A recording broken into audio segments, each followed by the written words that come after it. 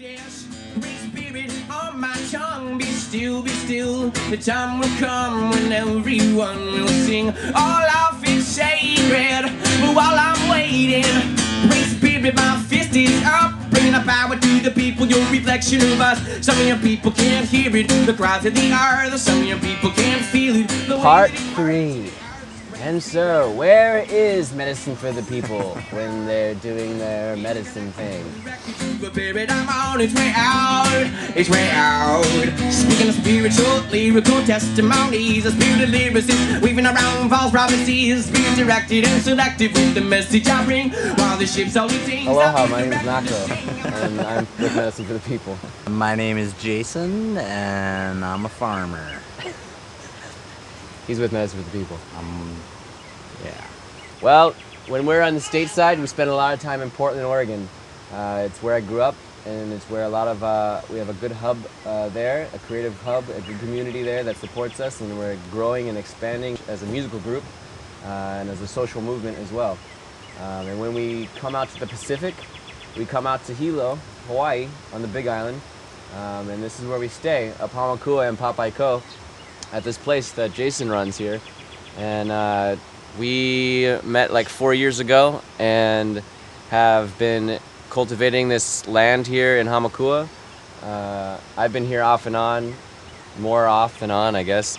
And Jason's been here nonstop hip hop for a while, and he's been busting it really tough. And he's going to tell you a little bit about how Medicine for the People has really formed around this land here, and how this is what we do in giving back to the land and giving back and putting our hands in the soil and like really feeling like this is part of our medicine, is being able to grow food and help our community in that way, as well as ourselves, to sustain and be as far away from the matrix as possible.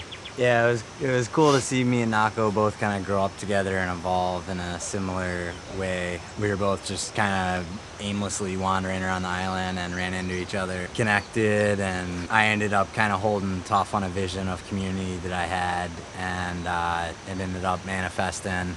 And Nako came over with a buddy of his from Captain Cook and helped put up this first little structure. I think at one point we just kind of realized that Nako was a musician, I was a farmer. He didn't really have any songs out there, and he had a few. We were struggling a lot. We were really struggling. We were sitting up in this little thing over here, pouring down rain, no gear, nothing, and we were like, what are we doing here?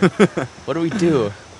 We had no money, like no jobs really, and then somebody gave us the opportunity to sit down here and actually like figure it out, and the time to do it. Yeah, we kind of tilled our first small kind beds and waited for something right to show up, and ended up working with vetiver grass, which is a really beneficial plant for this island for bioremediation on the waters and the soil, and erosion control, which is a big problem out here with the amount of rainfall we get. So we're in the process of cultivating about 20 acres of vetiver. Nako's music was really pivotal in keeping the farm going and myself going. There's a lot of healing that was brought to me in the land, and a lot of connections and community. I'm seeing his music and this farm manifest into a really amazing thing, and it's such a blessing to have all these people around and see how many people are waking up and changing their lifestyles. I feel like Nako's music is a new wave of consciousness and expression. The farm represents kind of the roots of that, where people can really live what they're singing and talking about, and you know, we don't really tie into society too much here and try to be as sustainable as possible.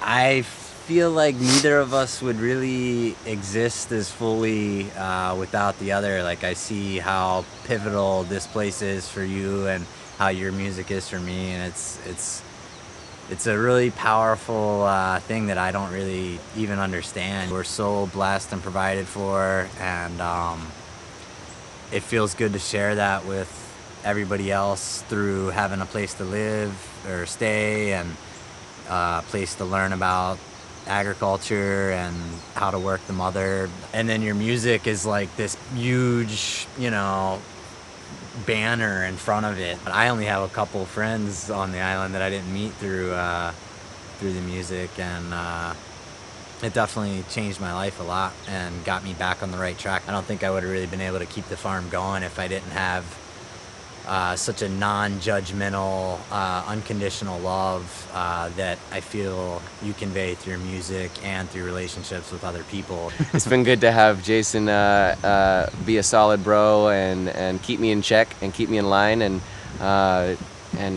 hold the space for me to keep creating the music that I create and to help with the message that continues to channel and hold that space for me to continue to learn through this land here and through our relationship.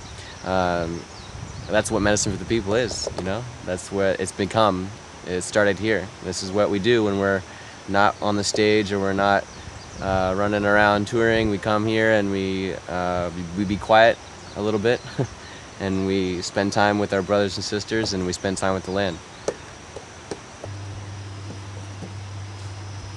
This is the vetiver grass that we're propagating out. It has a 12-foot root system.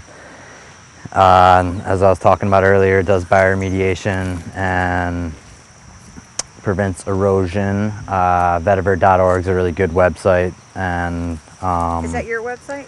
No, that's a nonprofit organization for the International Vetiver Network International, because it's been such a useful plant in cleaning soils and waters in third world countries. So we grow a lot of taro and white sage too. This is Okinawa spinach.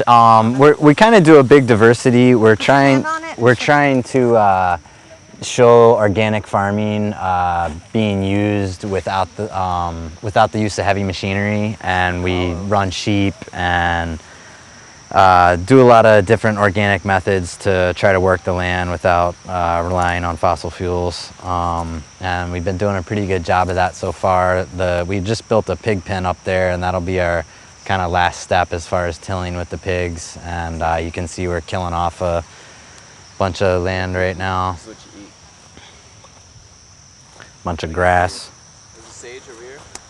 Yeah, this is the ceremonial burning sage that I bring to a lot of Nako shows and burn around if they're outside especially. This is one of the first things we planted on the land. We dug one up a few months ago, and it's a real sacred plant here in Hawaii. I know a lot of people that have used this as an alternative to drinking alcohol and have had a lot of success with that, and that's something that I respect this plant a lot for. Chiefs used to sit down and drink it before they would talk. That's kind of the rootsy tradition of it. And there's a lot of studies on cavalactones and what this plant is. It's pretty powerful. Oh. Well, it's kind of bitter, but when it's like got a numbing agent sort of going on, and then when you actually like get down into it.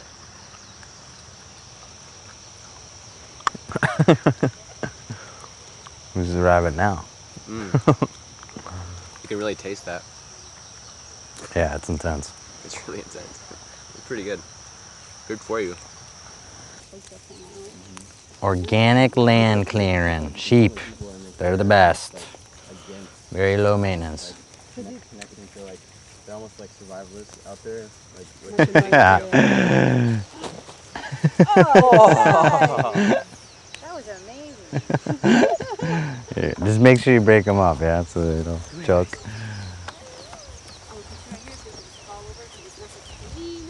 You know it's electric fence, right, girl? Oh. It's an electric fence. Oh, right. I'm just letting you know. I'm glad you told me. Yeah. That's why I jumped it. There you go. It's not because he wanted to show off he was a ninja. Of course not. Oh my love, we were created carnivores, and much like dinosaurs we will die, but live forever, yes, forever, in the soil from which we came, and we'll sing these songs, we'll sing the praises and